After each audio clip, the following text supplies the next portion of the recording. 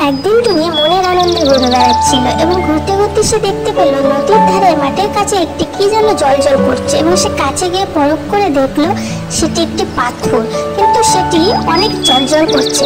সে কিছু বুঝতে না পারে সেটিকে নিয়ে একটি সাধু বাবার কাছে গেল। সাধু বাবা, দেখুন তো এটা কি? এটা আমি মাটিতে কুড়িয়ে পেয়েছি নদীর ধারে। সেটা কি জিনিস আমি বুঝতে পারছি না, তাই আপনার কাছে নিয়ে আসলাম। সেই পাথরটি দেখে সাধু বাবার চোখ লোভে জল করে উঠলো।